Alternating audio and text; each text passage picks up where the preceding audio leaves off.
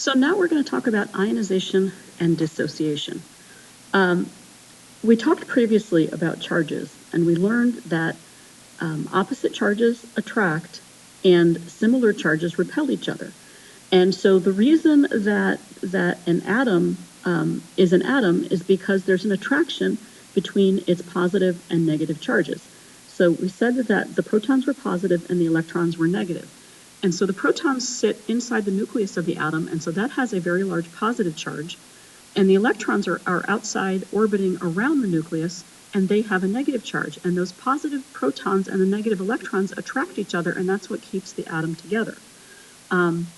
Similarly, we also talked about ionic compounds. We talked about different kinds of salts. And salts or ionic compounds are made up of different ions. And we have positive charged ions and we have negative ions. And the positive and negative ions will come together and hold together into a crystalline structure called a crystal lattice because the ions have opposite charges.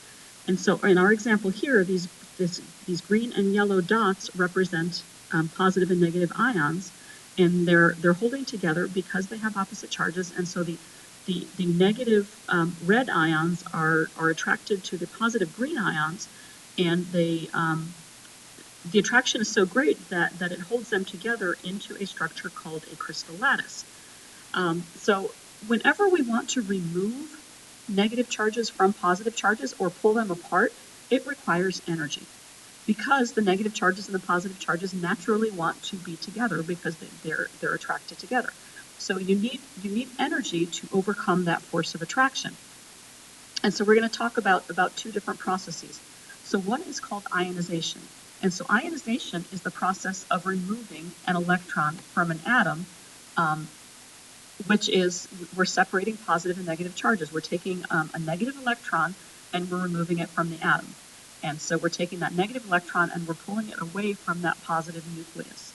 And so it's going to require energy. And the reason that we call it ionization is because we're creating an ion. We are taking this negative electron and we're just going to remove it from that atom. And that requires energy because we're separating positive and negative charges.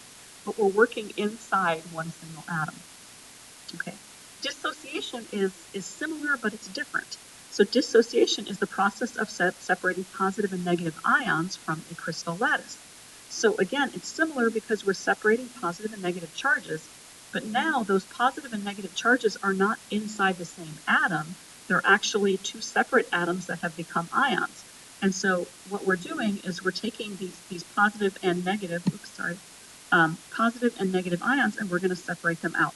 And so this red one, if it is a negative ion and we want to remove it, that would be called dissociation because we're removing it from the crystal lattice. Same with this positive green ion. We're going to remove it. It's going to require energy because we're pulling it away from all of the positive charges or the negative charges that are around it.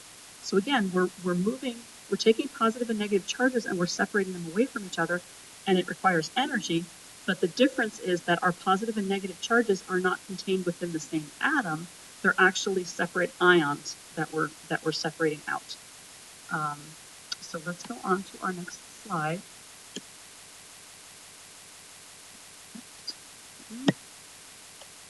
Okay. So what's the difference between ionization and dissociation? Because we said in both of these processes we're separating positive and negative charges. How are they different? So ionization depends on forces inside an atom. So it's the forces that are between the electrons and the protons, and they're within a single atom. Dissociation depends on forces that are between atoms, because we have separate atoms. Those atoms just happen to be ions, meaning that they have an imbalance of positive and negative charges. And so we're separating two ions from each other. Okay. Ionization energy is the energy required to remove an electron from a neutral atom. Again, it takes energy, and it's going to take a different amount of energy for different atoms because it depends on the structure of the atom as to how much energy is going to be required to actually remove an electron. Dissociation occurs because of processes like solvation.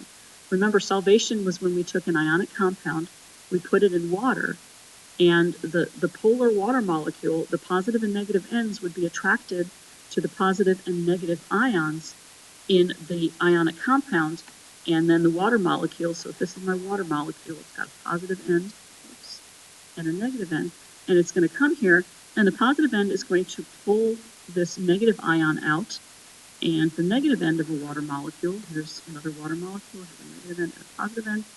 The negative end is going to come and it's going to try to pull the positive ions out. And if we have enough water, the water molecules are going to surround the ions and they're going to pull them out of their crystal lattice, and the ionic compound is going to dissolve in water. So solvation is the process of using water or using a different solvent to actually dissolve an ionic compound by separating the positive and negative ions from each other, so that they kind of form a solution in the water. Hopefully that makes sense so far. Let's move on to our next slide. If we're talking about ionization energy for an atom, different atoms have different ionization energies. And so each element has a characteristic ionization energy because each element is made up of a different number of protons and a different number of electrons. So it takes a different amount of energy to separate an electron out of an atom of each of the different elements. And in general, what happens is the elements that are on the left-hand side of the periodic table have a much lower ionization energy than the elements that are found on the right-hand side of the periodic table over here. And that's because as we move from the left-hand side to the right-hand side, we're increasing the number of protons and we're increasing the number of electrons that are in each of the atoms. And as the number of electrons increase, and as our valence shell gets more and more full, it's harder to pull an electron out of that valence shell. And so the highest ionization energy is going to be found in this corner of the periodic table, because it's much harder to pull an electron out of an atom that has an almost full valence shell versus one that doesn't have very many electrons in its valence shell at all. And so the lowest ionization energy is going to be found on this half of the periodic table, or this corner of the periodic table, and that's because these atoms have a lot of energy levels, a lot of shells, and their valence electrons, there's only one or possibly two valence electrons in these atoms, and so it's much easier to pull one of those electrons away, because the atom is not holding onto it as tightly as are the atoms that are up here on this corner of the table.